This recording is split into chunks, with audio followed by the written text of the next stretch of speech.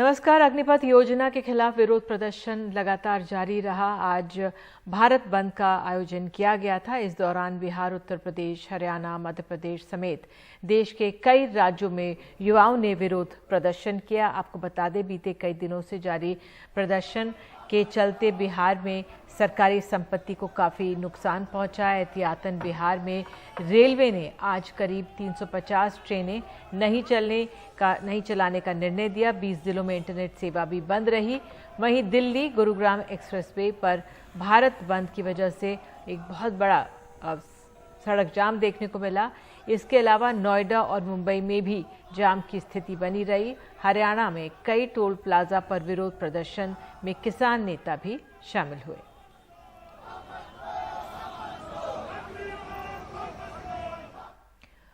और आपको बता दें, कांग्रेस ने भी आज विरोध प्रदर्शन एक तरह से ये किया कि उनका एक प्रतिनिधिमंडल राष्ट्रपति रामनाथ कोविंद से मुलाकात कर पहुंचा और उनके सामने राहुल गांधी से पूछताछ को लेकर विरोध प्रदर्शनों के दौरान हुए सांसदों के साथ दिल्ली पुलिस के कथित दुर्व्यवहार तथा अग्निपथ योजना का मुद्दा उठाया। कांग्रेस के प्रतिनिधिमंडल ने राष्ट्रपति रामनाथ कोविंद से मुलाकात करने के लिए संसद भवन से राष्ट्रपति भवन तक विरोध मार्च निकाला और इस दौरान राजस्थान के मुख्यमंत्री अशोक गहलोत, मल्लिकार्जुन खड़गे, अधीर रंजन चौधरी, मुकुल वासनिक, आप देख सकते हैं तमाम कांग्रेसी नेता शामिल रहे। इन्होंने राष्ट्रपति को एक ज्ञापन सौंपा और इस पर जानकारी दे रहे हमारे सहयोगी उमाशंकर सिंह।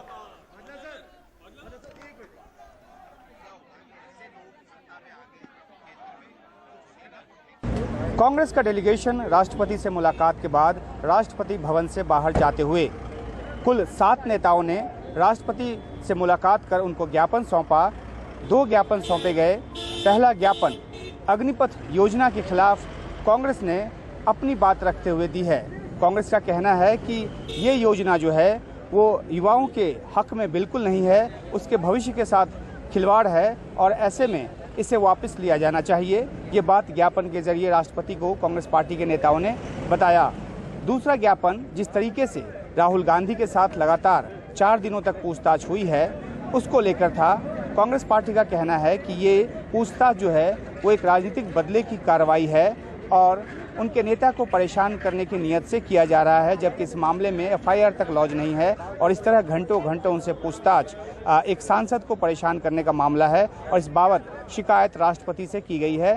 साथ ही जिस तरीके से प्रदर्शन के दौरान कांग्रेस के सांसदों को पुलिस के दुर्व्यवहार का सामना करना पड़ा है, उसको लेकर भी राष्ट्रपति से शिकायत की गई है और ये कहा गया है कि उनको कई किलोमीटर दूर ले जाकर हिरासत में रखा गया, घंटों तक बिठाए रखा गया, जो कि विशेषाधिकार हनन का मामला है। और इसके लिए अगर लोकसभा के सांसद हैं तो ना तो स्पीकर से और अगर राज्यसभा के सांसद हैं तो ना तो चेयर से इसकी परमिशन ली गई, उनको इत्तला तक नहीं दी गई इस बात की।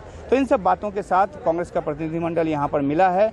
अहम बात यह है कि कांग्रेस पार्टी जो लगातार राहुल गांधी से पूछताछ, ईडी की पूछताछ के खिलाफ सड़कों पर थी, वो पिछले 2 दिनों से जो अग्निपथ योजना है उसको लेकर भी अपनी बात पुरजोर तरीके से रख रही है। जंतर मंतर पर कांग्रेस ने प्रदर्शन किया। कल जो रविवार को सत्याग्रह किया था अग्निपथ योजना के खिलाफ और आज अग्निपथ योजना के साथ साथ राहुल गांधी की पूछताछ के खिलाफ भी कांग्रेस पार्टी के नेताओं ने जंतर मंतर पर बड़ा जमावड़ा किया और अपनी बात रखी। तो कुल मिलाकर कांग्रेस जो है वो अपनी पूरी कोशिश कर रही है मुद्दों को उठाने की और संसद का सत्र जो कि अब से तकरीबन 3 हफ्ते बाद शुरू होना है, जाहिर सी बात है कि जो सड़क पे कांग्रेस लड़ाई लड़ रही है, कह रही है कि वो संसद में भी उसे पुरजोर तरीके से उठाएगी।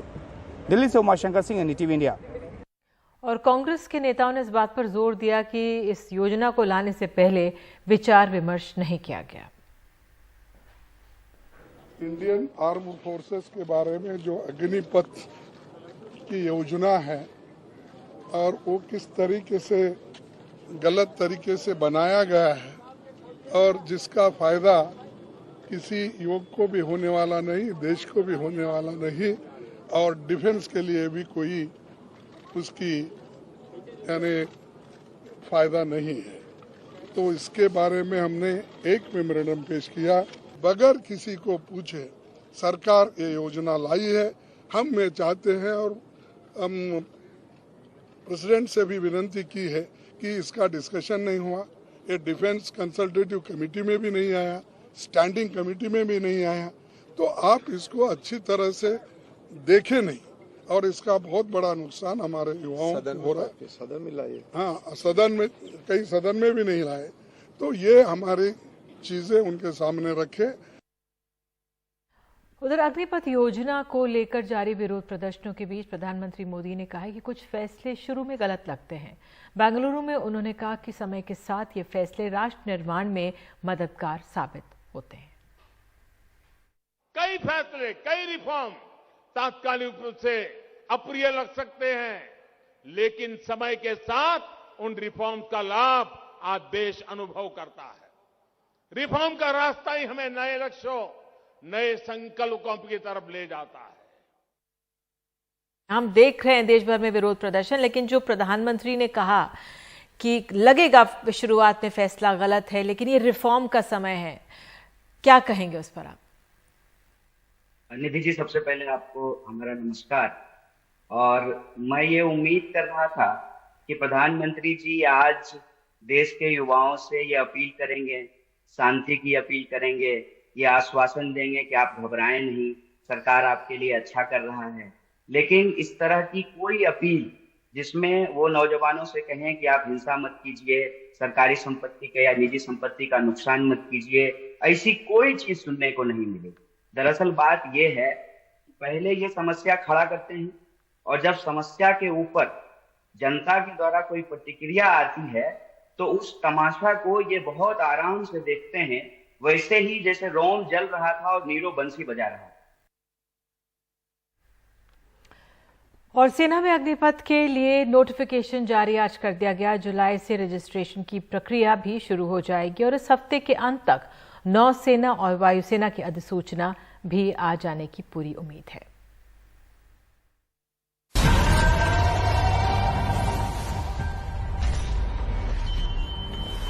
राष्ट्र सर्वोपरि, देश ही हो जिसकी पहचान।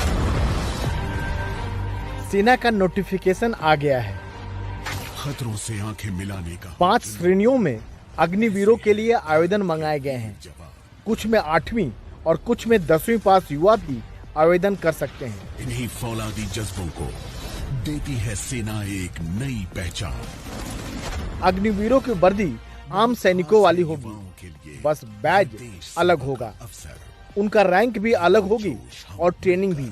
एनरोलमेंट के साथ उनकी सर्विस शुरू मानी जाएगी और 4 साल बाद उन्हें सेवानिधि पैकेज मिलेगा।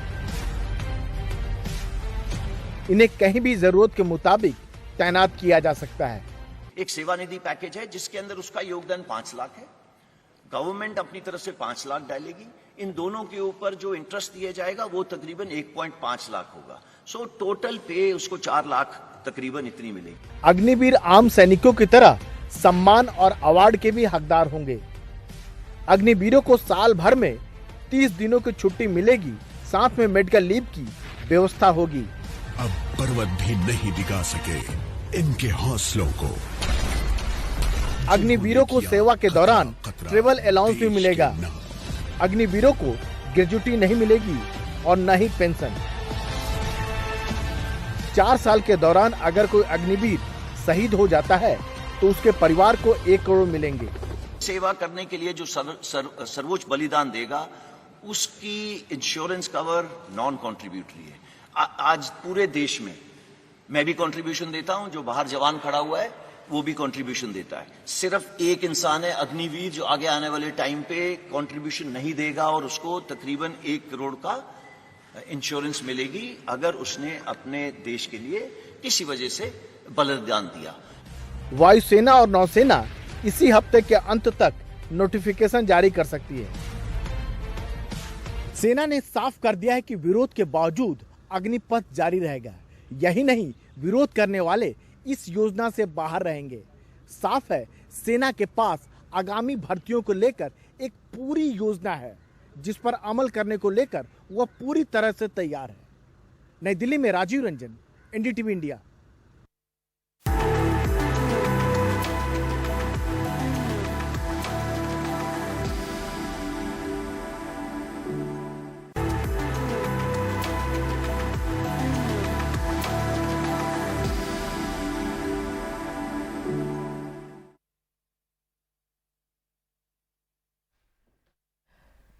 पंजाबी गायक सिद्धू मूसेवाला की हत्या के मामले में 2 शूटर्स समेत 3 लोगों को गिरफ्तार कर लिया गया है।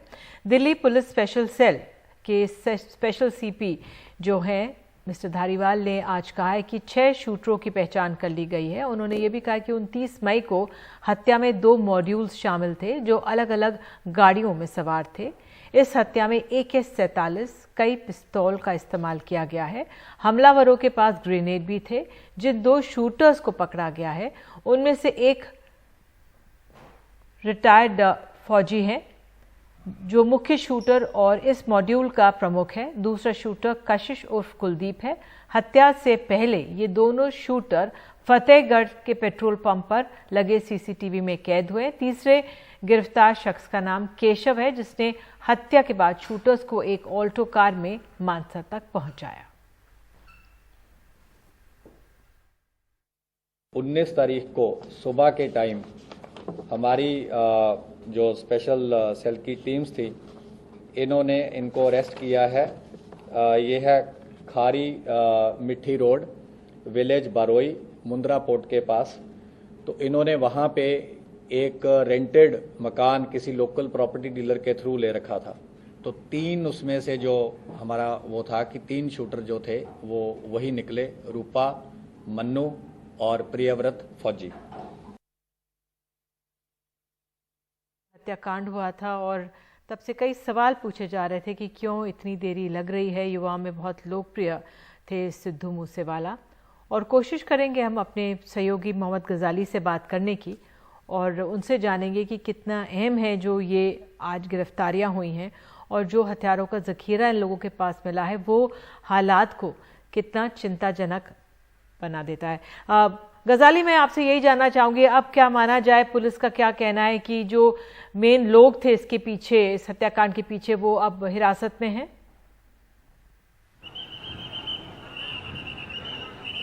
जी देखिए, पुलिस ने एक बात तो साफ कर दी कि इस मामले में अभी तक शूटर्स आइडेंटिफाई नहीं हो पाए थे कि कितने शूटर्स हैं, कितने लोग आए थे और कौन थे। उसके ऊपर सफाई देते हुए आज स्पेशल सेल के जो सीपी हैं दिल्ली पुलिस के, उन्होंने साफ बताया कि इसमें 6 लोग इन्वॉल्व थे और इन 6 में से 2 की गिरफ्तारी हो गई है। हालांकि टोटल गिरफ्तार दिल्ली पुलिस ने 3 लोगों को किया है, लेकिन इन 3 में 2 शार्प शूटर थे जिन्होंने सिद्धू मूसेवाला पर अटैक किया था।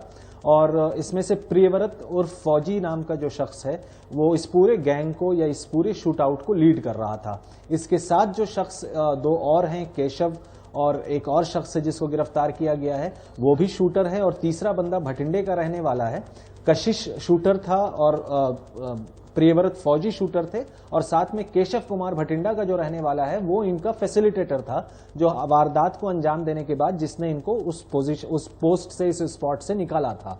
तो कहीं ना कहीं दिल्ली पुलिस ने केस को क्रैक कर लिया है, आइडेंटिफाई करके शूटर्स को, और उन शूटर्स में से 2 की गिरफ्तारी करके और खास करके जितने हथियार बरामद हुए हैं, साथ में कई चीजों की डिटेल भी बताई है दिल्ली पुलिस ने कि किस तरह से इन लोगों ने एक फेक यूनिफॉर्म भी तैयार किया था पंजाब पुलिस का, लेकिन इनको शायद नेम प्लेट ढंग का नहीं मिला, इस वजह से इन्होंने उस यूनिफॉर्म को यूज नहीं किया। रेकी जो है कई दिनों से सिद्धू मूसेवाला के घर की जा रही थी, उसके मूवमेंट की जा रही थी। और जिस दिन उनके ऊपर हमला हुआ उस दिन भी ये जितने गैंगस्टर्स इन्वॉल्व थे, चाहे वो प्रियव्रत फौजी हो या कशिश हो, ये लोग जो है गोल्डी ब्रार नाम के उस कनाडा के रहने वाले गैंगस्टर्स के टच में थे। उसने इन लोगों को बताया कि सिद्धू मूसेवाला अपने घर से निकल चुका है। और गोल्डी ब्रार को कनाडा बैठे इसकी जानकारी संदीप उर्फ केकड़ा नाम के आरोपी से हुई थी, जो वहां सिद्धू मूसेवाला के साथ जिसने सेल्फी ली थी। सीसीटीवी फुटेज भी उसकी आई थी कि वो सिद्धू मूसेवाला का फैन बन के उसके पास गया, उसके साथ सेल्फी ली और उसके बाद वो फोन पर बात करता दिख रहा है। तो पुलिस ने, पंजाब पुलिस ने तो केकड़ा यानी संदीप उर्फ केकड़ा को तो गिरफ्तार कर लिया है, लेकिन दिल्ली पुलिस ने गुजरात से इन 3 लोगों को पकड़कर ये पूरा प्लॉट जो है कि कौन लोग इन्वॉल्व थे, गाड़ियां कहां से कहां निकली, वारदात के बाद गाड़ी किस तरफ गई, उन चीजों का तार जोड़कर दिल्ली पुलिस ने ऑलमोस्ट केस क्रैक कर लिया है। लेकिन ये उसी वक्त मानेंगे क्योंकि मामला जो है पंजाब पुलिस का है। इस पे पंजाब पुलिस का वक्तव्य आना भी जरूरी है, क्योंकि शुरुआत से जो शूटर्स की लिस्ट, सस्पेक्टेड लिस्ट भी जारी की गई थी, वो दिल्ली पुलिस की तरफ से की गई थी, पंजाब पुलिस की तरफ से नहीं की गई। पंजाब पुलिस ने इस मामले में जिन 10 लोगों को गिरफ्तार किया है, जिसमें लॉरेंस बिश्नोई भी है, इन 10 लोगों के बारे में पंजाब पुलिस ने 10 लोगों का रोल यही बताया है कि ये फैसिलिटेटर थे। किसी ने रेकी की, किसी ने गाड़ी दी, किसी ने पनाह दी, लेकिन शूटर्स की गिरफ्तारी दिल्ली पुलिस ने की है। यही अभी तक का इस केस की समरी है। बहुत बहुत धन्यवाद गजाली इस जानकारी के लिए। तो एक शूटर का नाम है प्रियव्रत फौजी और दूसरा कुलदीप। बहरहाल दिल्ली पुलिस ने ये गिरफ्तारी की है। इसी जानकारी के साथ फिलहाल खबरों में इतना ही, लेकिन खबरों का सिलसिला NDTV इंडिया पर जारी रहेगा। नमस्कार।